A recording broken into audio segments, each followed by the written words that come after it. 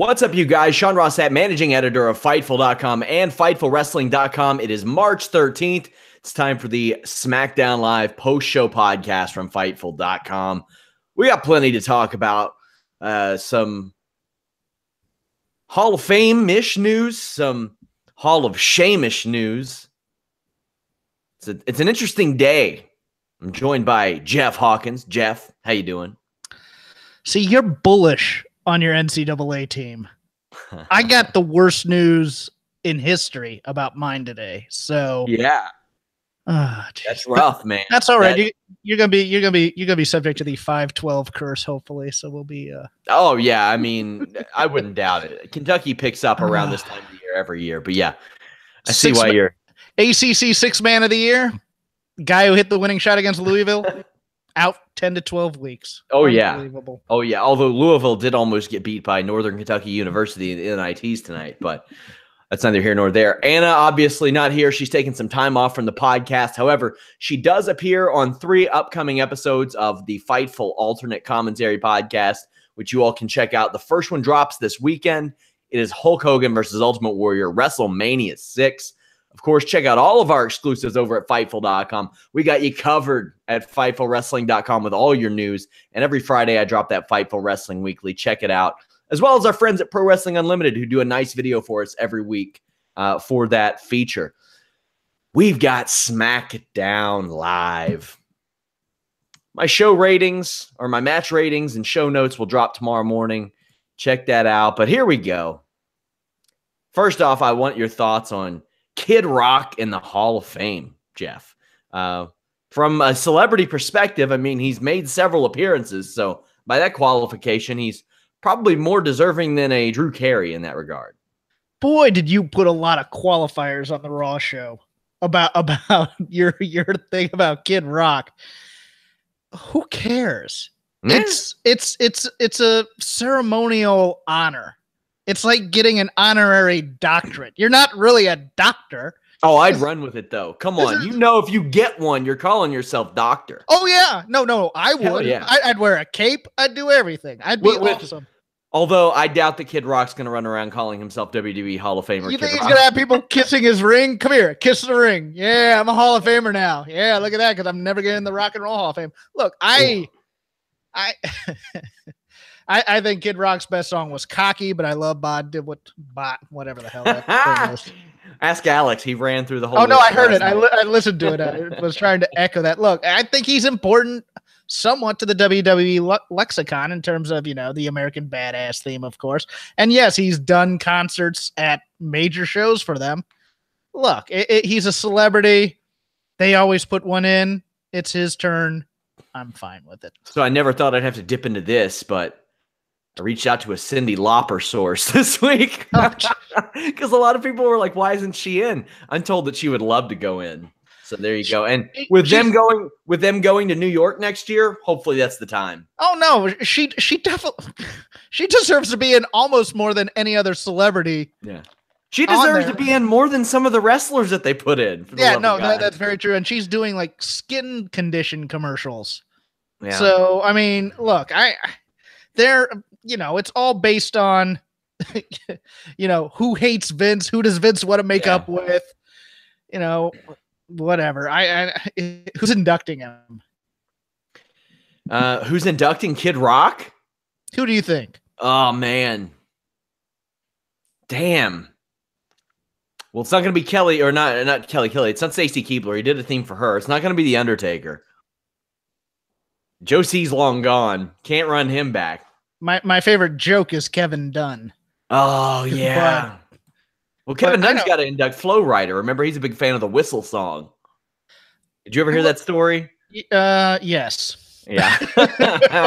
No, I would be trying to move on. Just keep going. Be a professional. I just want to say, tunnel vision. Imagine if Jim Cornette were around for that and he got to tell that story. Yes. Oh my God, that is an interesting one. But yeah, I mean, I like that one album, Kid Rock's, couple of his songs since, whatever. But as far as celebrities go, why not? I'm more deserving than a Drew Carey. He's fine, but it's still unforgivable that he mixed Sweet Home Alabama and Werewolves of London. That's still yeah, as Alex said, he rhymed things with things. rhyming things with things. Did you ever watch the show Clone High back in the day? No, but I'm aware of it. Well, Gandhi was one of the characters, yes. and he would rhyme G-Spot rocks the G-Spot, and he said, "I'm the next Bubba Sparks," and I was like, "That's Kid Rock. Kid Rock's already there." Also, you have to put a lot of qualifiers on it, but there has to be one disqualifier. And what's that? He gave us Uncle Cracker. Uncle Cracker, Papa Roach, Bubba Sparks. I can handle some Papa Roach, but Uncle Cracker put forth one of the turdiest themes in the history of WWE, that X Factor theme. Oh, that was bad. And I loved all the parts involved. I liked Albert. I liked Just Incredible. I liked Sean Waltman.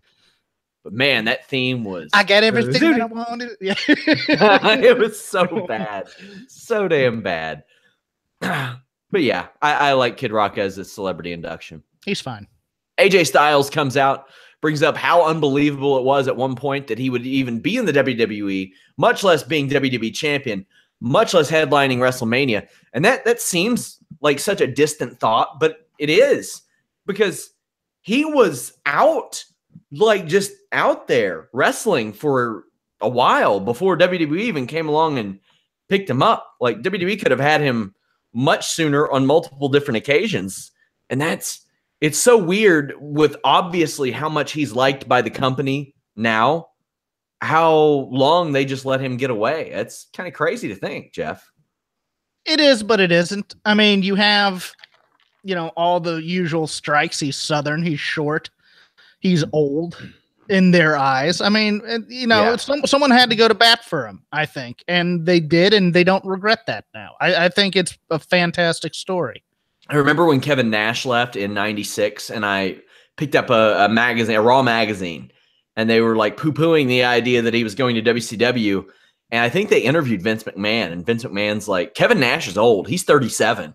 And I'm just thinking of that now, and I'm like, wow, man, Braun Strowman's about 3 years away from that, as is Balor. And his hairline's already there. Yeah.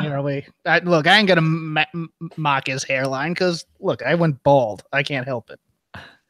Shinsuke Nakamura comes out and says that he respects AJ Styles, and at WrestleMania, a dream comes true. His dream of knee to face. Now, clearly, Nakamura is limited in what he can say and how he can say it, but they're going back to this knee to face, well, almost as like a troll. What do you think of that? I wish that was the only thing he had said. I got to be honest with you. I don't need the I respect you stuff. I need some heat in these feuds because I think both the Nakamura and the Asuka promos were somewhat lacking, and it's we'll get to that later, but I don't need anything from Nakamura other than need a face and title. Need a face, title. Need a face, 1, 2, 3. Need a face, WWE champion. Yeah, I'm cool. I'm cool with a I will beat you, dude. Mm-hmm. Like that. I would even be cool with him saying, I will beat you like I did before. Throwing that out there. Do you think they reference that at all? No. Well, they might. I think they will in the video package. Mm-hmm. I don't know if they do it in any of these, but, even I'm going to win. Anything like that. Any kind of just looking down on AJ and talking down to him just to kind of test him, just to kind of tweak him. I'm fine with. And I liked this. I just thought, it was kind of dancing around they don't do respect angles very well in the WWE, in my opinion. They say it. And it used to be one of those things where everybody Triple H had to say, I respect you, Triple H. And that took all the heat out of any feud. I want heat in these feuds leading up to WrestleMania. I want to be excited coming into WrestleMania. I want to think that these two are going to kill each other for this title. That's how important it is. It's a start. Let's build it. Rusev Day interrupt, which leads to Styles versus Rusev. Rusev has developed one hell of a spine buster. I like that spot. He didn't take the Styles clothesline as well as some do, but I still enjoyed this match just fine. Styles gets clipped with a big kick. Oh, that kick was spectacular. It was great. His kicks the last few nights have been on fire. When Styles hits an Ushi-Goroshi or that spinning power bomb he does on anybody like Rusev's size. I just sometimes forget about how strong AJ Styles is, because that's far from his most impressive attribute is his strength. So when he whips something like that out, it's still kind of impressive to me. Rusev counters a Styles clash into an accolade, almost gets countered into a calf crusher, but Aiden English runs in and causes a DQ. Nakamura makes the save and leaves. Backstage, Nakamura says that he will continue to help AJ Styles every time he needs it until WrestleMania, pretty much whether Styles likes it or not. Well, first off, I want your thoughts on the match, the backstage promo, and how obvious is it that we're getting Styles and Nakamura against Rusev Day? You might as well just flash it on a billboard. I thought it was going to main event tonight's show. Yeah. I liked the match a lot. I think Rusev is far and away the most undervalued talent on the roster. I don't know if a move to Raw would help him necessarily, because in the land of giants, he'll be he's that guy that they use to put over other guys. That would be his role on Raw. That's my fear. On SmackDown, if he stayed around for another year, I think they could build him up, and I think that'd be great. The backstage promo, I have a problem with going too big on the I don't need your help. It's like, yeah, you do. You're getting beat up 2-on-1. That's just logical. Just say thanks, but this doesn't change anything. That's all you need to do. Wait for them to do a buddy cop movie next. Like, I don't want no partner. I don't need no partner. I'm a cop who breaks the rules. I don't need a partner. Cop on the edge. You're a straight-laced guy that Sarge just put with me, rookie. Stay out of my way or you get me killed. Oh, man. They're a regular Steve Zahn and Martin Lawrence, let me tell you. Dasha Fuentes interviews Big E, who is serious and out for vengeance. He's joined by Jimmy Uso, who will tag with him tonight. I liked the idea of this pairing. I thought that made a lot of sense. Everything about this was fantastic. This was a great segment, a great angle. The promo clicked, and yeah, no, that's the promo you want to see in this kind of situation. I feel like a few months ago we would have just had, after Big E was serious, he reaches down by his wiener and pulls out some pancakes, but that's not the case now. He was dead serious. So was Jimmy Uso. I thought Dasha was great here too. I thought everybody was great in this angle. Yeah, the only weak spot here was they had to allude to the comedy parts of it. I could have been filling Corey Graves' car with pancake batter. It's, oh, shut up. I wish they would. That's the only downside for me. But other than that, I mean, once this got going and once Uso came in and you could see that they were on the same page and they just kept building and building and building between each other. It was great. So E and Uso attack Harper and Rowan before the bell and both grab chairs. Harper and Rowan grab their big ass hammers and we have a stare down until Harper and Rowan nail the chairs. We go to commercial. Right off the bat, Harper black hole slams Big E. Jimmy Uso gets a hot tag, which is kind of cool to see, especially with Big E in the match, because one would assume that it's Big E running around suplexing and slamming people and throwing everybody overhead. Uso gets cut off by a huge big boot from Luke Harper. Then he gets squished into the turnbuckle real hard. I mean, this was a good one. I'm talking like Ultimate Warrior versus Skinner in 91 with the tobacco juice flying everywhere. Like, it was really good. Assisted full Nelson bomb finishes him off. The Bludgeon Brothers destroy Big E after the match. I loved everything about it. They can still face New Day, Usos individually, one-on-one, whatever the hell they're doing until WrestleMania. This was really good.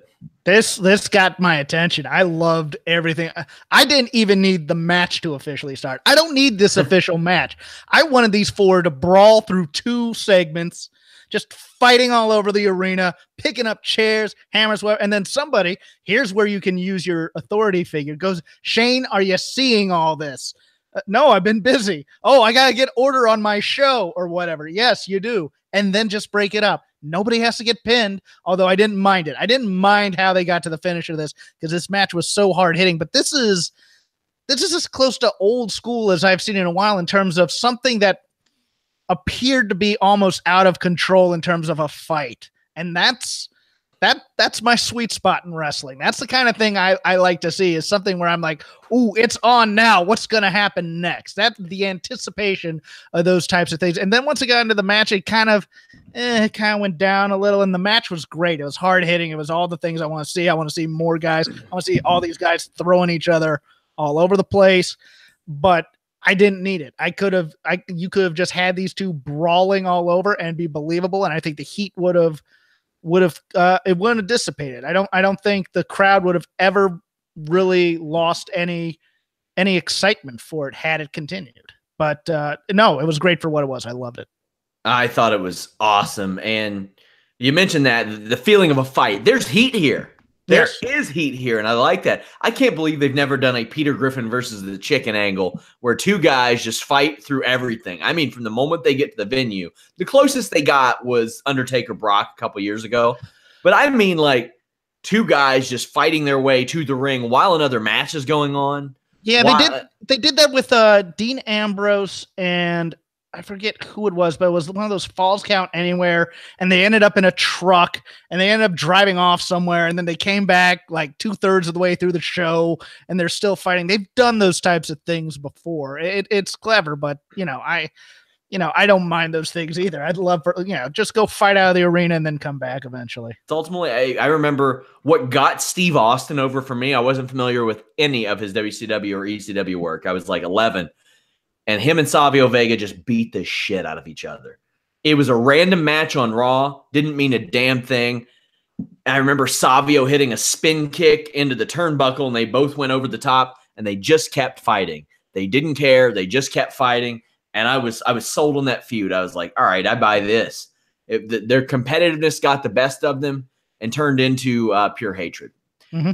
You mentioned the fact that audible respect was given in Nakamura and AJ Styles. And that's a lot of what we saw in Charlotte and Asuka in this promo. I don't know how I felt about this, more so the delivery from Charlotte than anything else, because it was that everywhere I go, people ask. And I'm like, could you be subtle about it, please? Like, that's the point. We get it.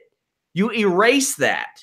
You erase it if you're like, hey, it starts to seem like she's trying to convince herself more than she's trying to convince us. She is, in a way. And I mean, the thing is, I want to see this match. I do want to see this match. This is a top flight match for me in WWE. Go ahead. Oh, this is a top 2 or 3 match on WrestleMania for me. Yeah, I really want to see this. Here's the two problems, and they both converged in one segment here. Charlotte is saying words with absolutely no, she's saying exposition and has no feeling behind it whatsoever. And it's in that same kind of last week at WrestleMania, I did that.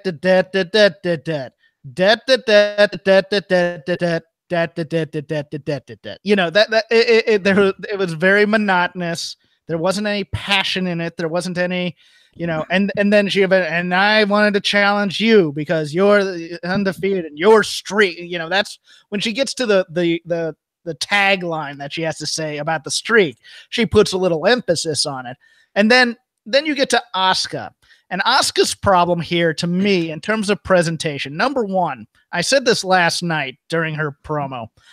I don't need Asuka to speak English. I don't need her to scream at me either. I don't mind her screaming in Japanese, but I'll get the tone from her speaking Japanese too. Yeah. I don't need any other feeling conveyed. I don't. I can get everything I'm getting from Asuka from her speaking Japanese as opposed to her speaking English really slowly. They and do it with Nakamura too. And also at the same time, she hams it up. Someone told her to be very big in her expression when she says each syllable like that. Yeah. And I'm doing that for effect. I apologize profusely. We need some graphics. If anybody's freaked out by that, but that is what you'll know. She's really kind of hamming it up there as opposed to, I want ass kicking intense Asuka here and that'll be fine. But it's two bad ideas kind of in the same segment. And yeah, I'm looking forward to the match, but the build so far, I didn't enjoy it all. They can throw up graphics about pianos, but they can't put up some fucking subtitles for a non-language speaking superstar. Okay. The Charlotte delivery sounded like somebody said, "Hey, you sound a lot like a heel. Be nicer." And she was like, "Well, I'll try."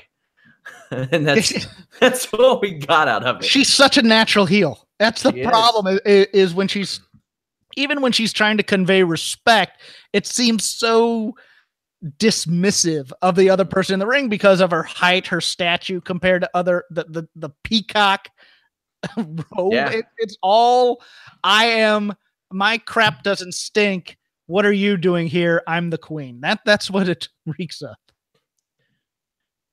So Charlotte is aware of the gravity of the challenge in front of her, but wants to make sure Asuka does too. Says she wants to end Asuka's streak. Of course she does, but I am super into this match, but I wonder what they're going to do over the next 3 weeks to build to this program, because there isn't, to be honest, there isn't a whole lot more build I need out of this. You have a champion, you have a woman that has a streak that has continued ever since she got to WWE. One of those, it's the somebody's must go type of thing. Like, that's where we are. Let me ask you, what do your instincts tell you? My instincts say that they want to get Charlotte over as even more of a superstar. No. I mean in terms of the build. I don't even mean the build. Oh God. Probably something akin to what they're doing with Styles and Nakamura. That's where I was going. Yeah, no. The Riot Squad's going to come out. We're going to get a tag team match.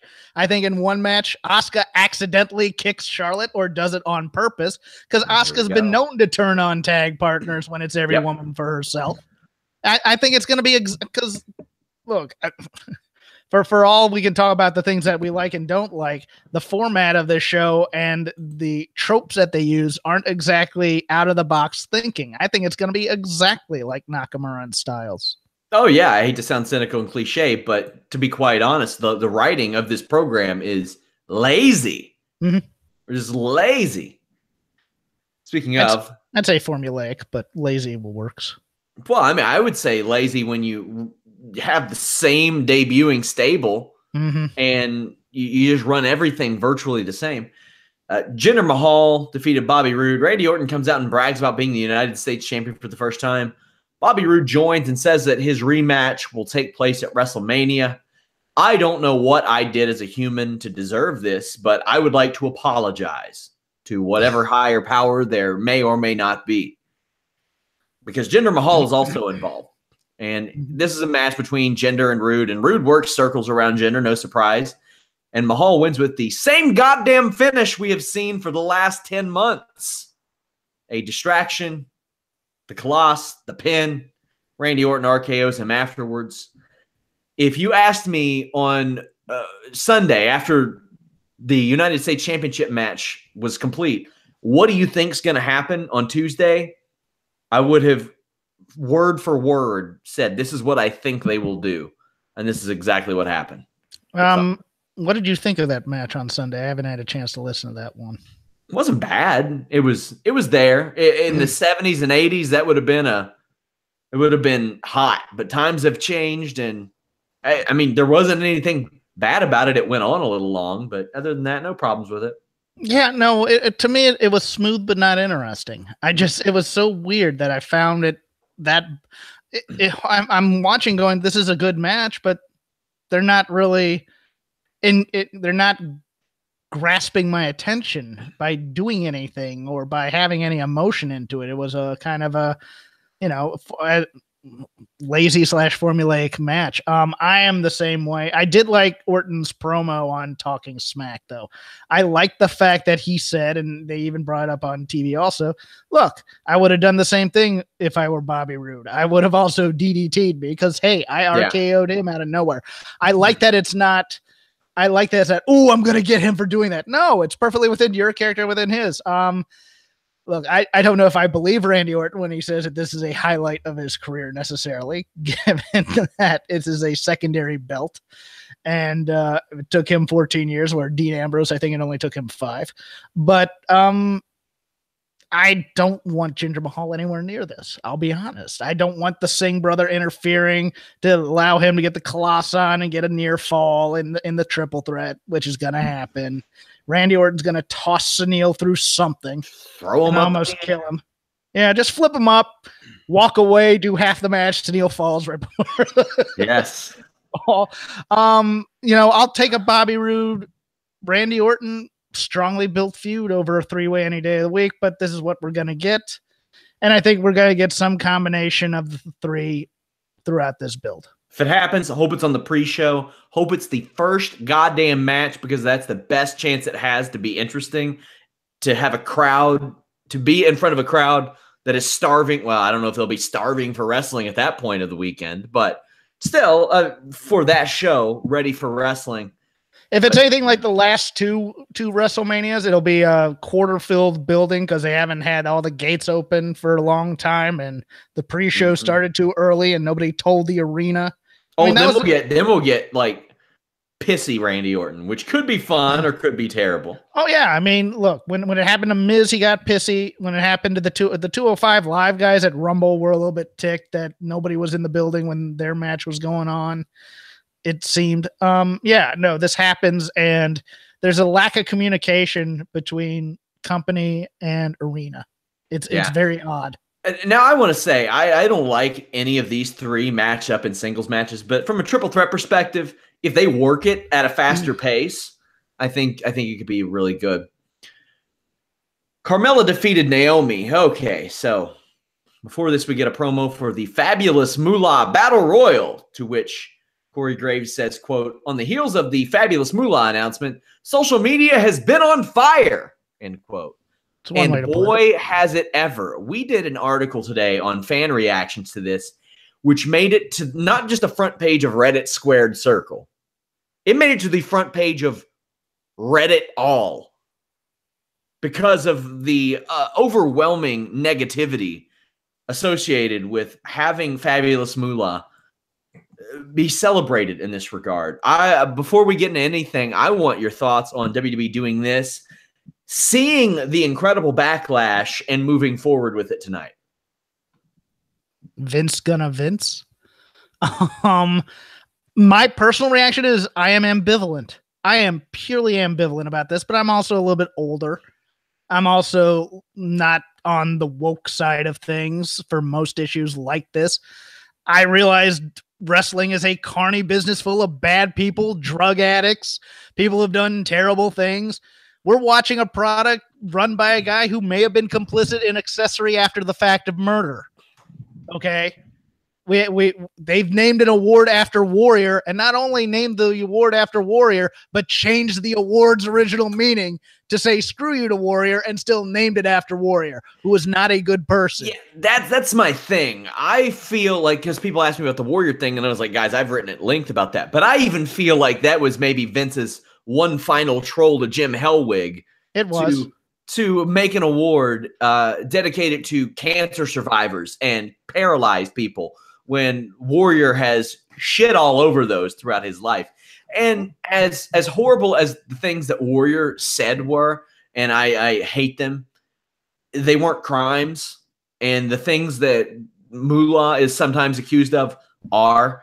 And if social media were around back then, there ain't no way. Like I said last night, I'm not condoning Moolah in any way, but I'm going to ask you, who is more synonymous with not women's wrestling, but with the WWE women's division and its history? Who is more synonymous since 1980, since the Rock and Wrestling Connection, than Moolah? Nobody that's dead. Exactly. So your option is either that, Stephanie McMahon, or someone more modern. I'd rather have Stephanie, or Sherry. I'd rather have Sherry. Well, Sherry's problematic because she died and had drug problems. And look, that's not being Moolah. Don't get me wrong, but you know what? It's same with Elizabeth. Look, you could have even gone more modern here. I wouldn't have minded if you named it the Trish Stratus Memorial Battle Royal. You know, you Well, it don't wouldn't be a memorial then, but or whatever. Yeah, you know, that's very true. Yeah, no, you're right on that. But look, you don't even need to name it after anybody. I just think this is, you know, to get the someone as a rib has to carry a trophy through airport security. It's just say it's a women's battle royal. You don't need to name it after anybody. But you know what? If you got to do it, you know, Mae Young isn't a surprising choice. So maybe I'm just resigned to say.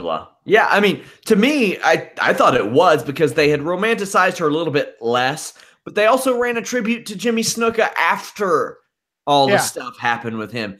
And I've had people comparing like Hogan and Warrior to this, and I'm like, listen, the racist stuff is horrible and gross and stupid. Being ignorant isn't a crime. Sex trafficking is. And a lot of the things that Moolah did are just fucking They're terrible. They're terrible. They're gross. They make you icky. But you know what? I'll ask you an even more ridiculous question. How aware do you think Vince is of her history? I think he's aware of it now. Yeah. I'm sure he's aware of it now. And all they got to do is change the course. Just take the name off. That's it. There are other ways to go about this. Let's put it this way. I understand their reasoning and I understand people's anger towards it. I've got a lot of people saying China, and no, I disagree with that. I disagree with that. She wouldn't sell for women. She didn't want to work for women. Also, guys, I get it. I don't care that she was a porn star. I don't care if she wants to make her money that way. She was more than able to. I don't think it was cool of her to do a scene with a fake Vince McMahon and Stephanie McMahon with implied incest. Also, you know, maybe WWE doesn't like the idea of their IP being used for that type of thing, which I say modernize it. I don't need the throwback to ancient history. You could have modernized it with any of Trish Stratus, Lita, whoever. Lots of them. You can switch it every year. I mean, Jesus Christ, I don't care. But man, Fabulous Moolah, what a turdy, dookie decision that was. And for them to double down and to pretend like social media was on fire, like in a positive manner, as implied. Get the hell out of here. Deflect. Yeah. And we got somebody in the chat saying, we can't erase people because they do fucked up shit. Yeah, we can. You can omit them from your program. Shut the hell up. Well, anyway. Okay. You can't omit them from history, but you don't need to name new things after them. Yes, exactly. My God. Is the NFL going to institute an O.J. Simpson award next year? The Chris Benoit Money in the Bank match? No, that's not going to happen. Lawrence Taylor award? I highly doubt it. How about an Aaron Hernandez, like, shot of the year award? That ain't happening. We get the point. Yeah. Not happening. Not a lot special to this Carmella and Naomi match. Naomi does land a pretty cool Fez press. Misses some slow kicks, then boots Carmella in the face. I did like the finish where Naomi was going for a springboard, got kicked down. Carmella pinned Naomi. Any thoughts? Carmella's hair extensions seem to me, as a man without hair, a little bit out of control. Just a little. But that said, Carmella is still a fantastic shit heel chicken character. The screaming, all of it throughout it. As I continue to say week after week, she's the Larry Zbyszko we need in this division. And I don't know what they're going to do with her cash in, but I'm interested in it because it's coming soon. Yeah, I am interested in it. Backstage, Renee Young interviews Sami Zayn, who says that he blames Kevin Owens for him not winning at Fastlane because Shane McMahon is so obsessed with KO that he just had to be at ringside. Kevin Owens is later interviewed, says that this is obviously Shane McMahon's fault. I said on Sunday that if I had one of their commentators, even in storyline, defend Shane McMahon, I was going to be upset. The fuck were they doing having Byron Saxton justify what happened on Sunday? Within storyline, how could you make one of your broadcasters so fucking stupid as to justify the commissioner of the brand playing a factor in the decision of the match twice. What? You know what? I'm going to disagree with you here. I'm going to give you a little bit of pushback because I'm glad that you're ready to be wrong. Well, let's hear it. If I'm going to be wrong, I'm going to be loud and wrong. Like you in Kentucky. Do it. This shows continuity, Sean Ross Sapp, because remember when Daniel Bryan was seemingly favoring Kevin Owens and Sami Zayn? Who was the Grand Inquisitor of Daniel Bryan in that situation? One Byron Saxton Esquire. Who is the guy who defended Shane throughout all that? Brandon. You messed Byron. It up. You Byron, lost it. You lost it. Hey, they're shut up. Byron, you're taking my time. They're making their Byron broadcaster a goddamn oaf. No, it's perfectly logical in storyline, given that Owens and Zayn had a plan to take the belt in the first place, had cheated their way throughout all of this stuff, and the fact that Shane McMahon didn't like them anyways, so he kept on adding people to the match. Yeah, he's a heel, but remember, the company is the baby face, so he's the defender of the company. In their minds, he's a baby face. Not buying it, Jeffrey. Okay, that's fine. You don't have to. I feel bad for Byron. I feel real bad for Byron that somebody before this show said, listen, man, you got to go out there and you got to hammer it home. You agree with Shane. You agree with Shane. I know it was a pay-per-view main event. I know he cost two guys you got to agree with him. You got to pucker up. You got to be ready for it because this is how we want to make it look. They made Byron Saxton look like a dumbass, and that's nothing new. It's far from new that they make Byron Saxton look like a dipshit, but I felt so bad for him having to do this. I don't know. Within the context of this, that made sense to me too, just because I didn't buy Kevin Owens and Sami Zayn all of a sudden having a kumbaya moment necessarily and having a grand master plan. I don't know if it was of convenience or not, and I don't know if they're going to build upon it, but it was convenient that, they had a plan to jump them. And without that kind of moment of hesitation looking at each other, like, are you going to jump me after this? Oh, yeah, no, that's all they needed for that. Shane has been fucking them for like the better part of a half a year at this point. So like, at what point does it end? No, in the same breath, it's like, okay, they keep ending up in these title matches. Mm-hmm. So none of this makes sense. It was the same way when, Vince McMahon was out to get Roman Reigns or Steve Austin in that regard. It's like, come on now. If you were really out to get them, they wouldn't be in these championship matches. They wouldn't be presented these opportunities. So don't insult our intelligence like that. And poor Byron was the bearer of bad news in that regard. Shane McMahon comes out. He runs down his history with Kevin Owens, announces that Daniel Bryan will be back next week and will be running the show himself because he is stepping down as commissioner. He makes Kevin Owens versus Sami Zayn for WrestleMania, but they come out and kick his ass real proper. Ooh, this is a night of beatings. I like Mike Chioda thought he died. After that last shot, I mean, you're gonna make it, Shane. There was a couple moments after that last shot where I went, man, he is begging for that camera to say cut because he landed. He landed quite awkwardly on that thing, and it looked like he was in legit pain at the same time trying to make his face red. So, it was a little hard to tell, but yeah, no, the getting dragged and then almost being so blown up that he couldn't stand up for the power bomb. I mean, this was a little rough on him physically.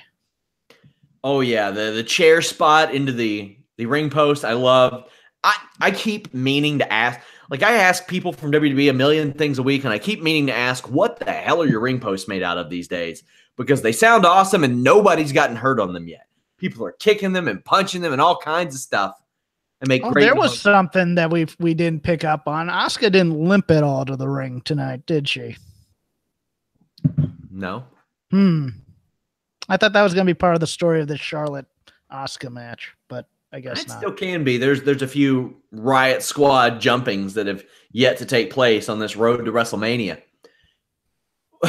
Referees come down and KO and Zayn beat them up. One takes a hilarious bump to the outside, just goes flat out, throws his arms out, bumps his ass on the outside. They beat up Shane McMahon with a chair all throughout the drag him backstage. Mike Chioda screaming, "You're going to make it, Shane." I'm like, damn, this got way more serious than I was expecting. Yeah, the choking part towards I thought that's a little much, Shane. You don't need to choke yourself to get the intended effect. That's probably just him. He's losing his breath at that point. He turns red as a beet. He looks like Barney. I think he may have gotten the wind knocked out of him on that last power bomb. Yeah, that was pretty rough. That was pretty rough. All in all, what did you think of this episode of SmackDown? I thought it was pretty darn good. It was, there's a couple of low moments, but overall, it held my attention for the 2 hours. I'm not gonna downgrade any more than I need to. I thought it was fine. Got some stuff done. Whatever. Look, I had such a good feeling after that Bludgeon Brothers Uso Big E thing. Especially, the other thing we forgot, Danilo just bailing, saying, "I ain't gonna get in the middle of this. Screw this," and just jumping out. Howled at that, but that gave me such good, warm, happy feelings on such a bad day as today that it carried over, and I'd give this show a thumbs up. Yeah, this one wasn't tough for me to get through. There was some odd stuff, some boring stuff. There's going to be stuff we like and dislike on any show, but this one was fine. This one was fine to me.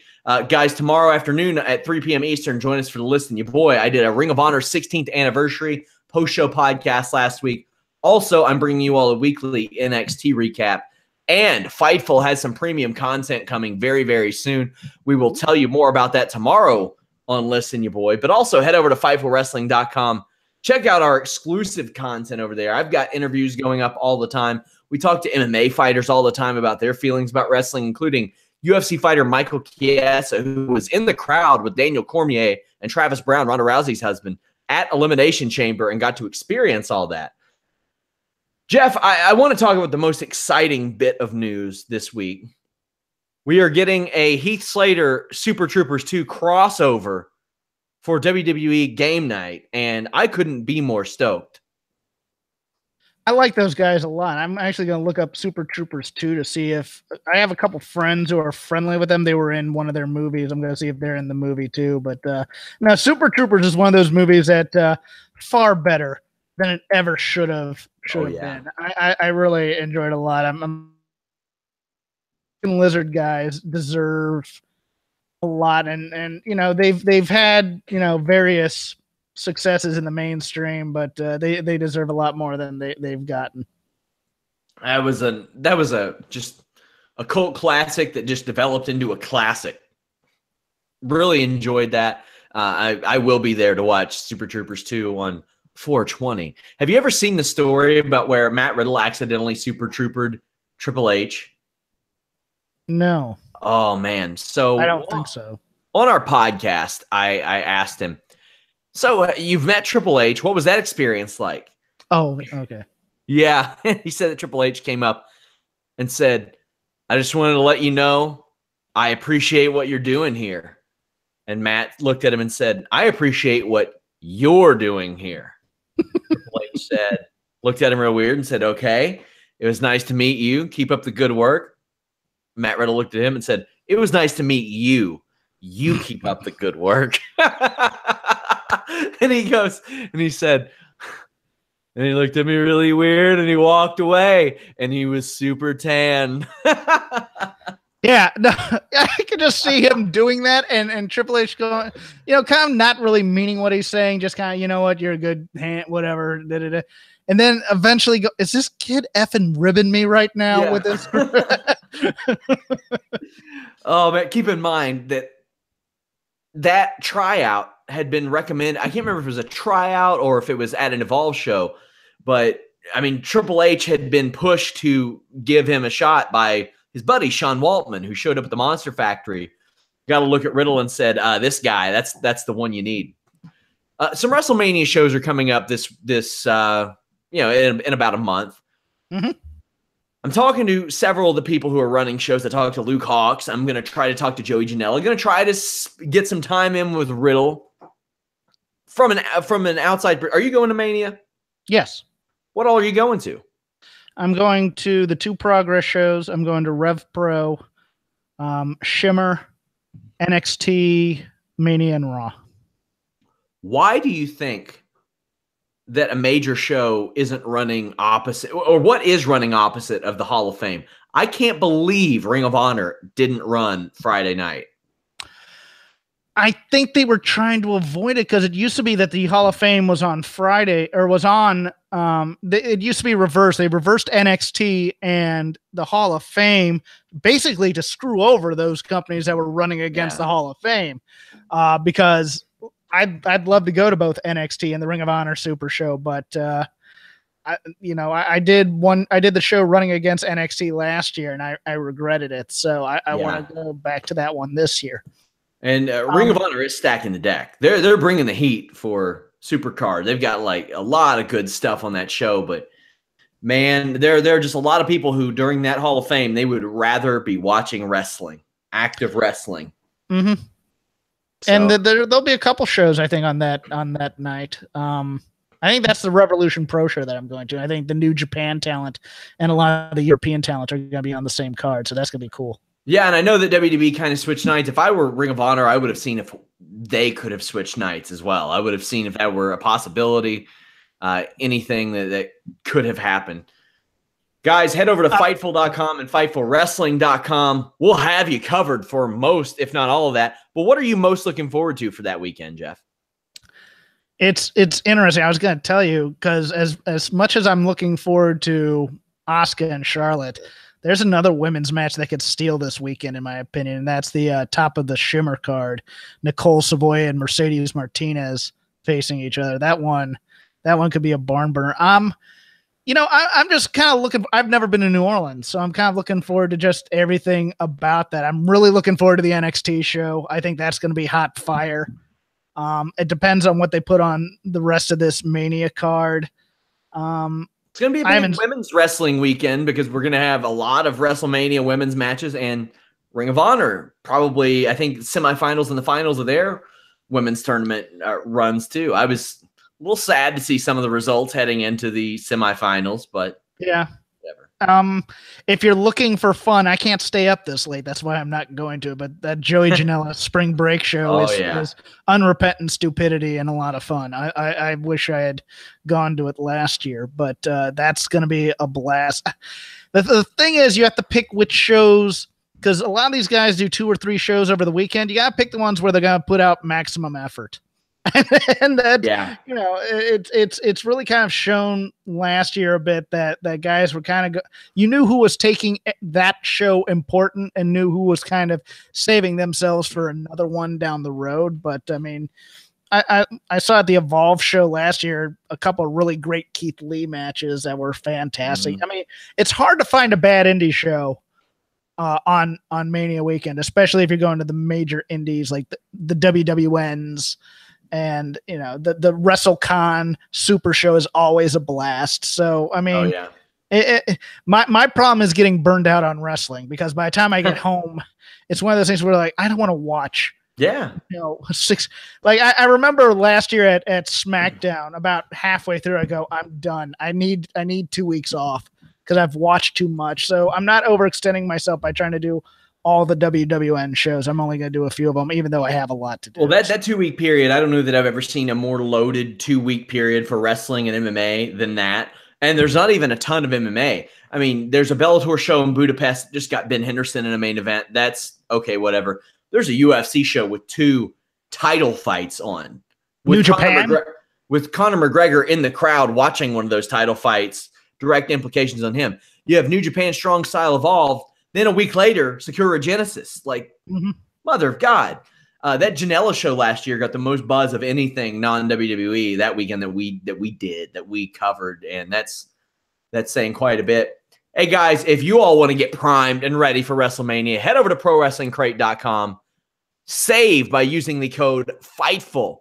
Show them some love. Also, our great sponsor, LivingSharp.com. You can get a gift idea for any occasion there. any type of emotion that you want to conjure up, any price range, and any holiday, birthday, anniversary. You can check it out over at livingsharp.com. Jeff, what do you have going on, my friend? This week on Shake Them Ropes, Rob and I will go over Fastlane. We'll go over story structure in Raw and plot holes big enough to drive a truck through. And probably we'll wait until after NXT to do it, so we'll have all 4 shows to watch. Both NXT and 205 Live have been hot fire over the past few weeks. So I think it's going to be another fun week of Shake Them Ropes. You can follow that show at Shake Them Ropes. You can follow me and my inane ramblings about UVA basketball and professional wrestling at Crap Game 13. I am pumped for Kentucky basketball this Thursday. Shut up. I am ready. I'm not. I'm so done. I am ready. They're probably going to get bounced second round if they get that far, but whatever. You can follow me at Sean Ross Sapp. Follow us at Fightful online. Leave us a thumbs up, subscribe. Most importantly, let people know that you watch the show. Tell us how we did on Twitter. It helps. It does. But also tune in tomorrow, that being Wednesday, 3 p.m. Eastern for the list and your boy. Till next time, guys, we are out.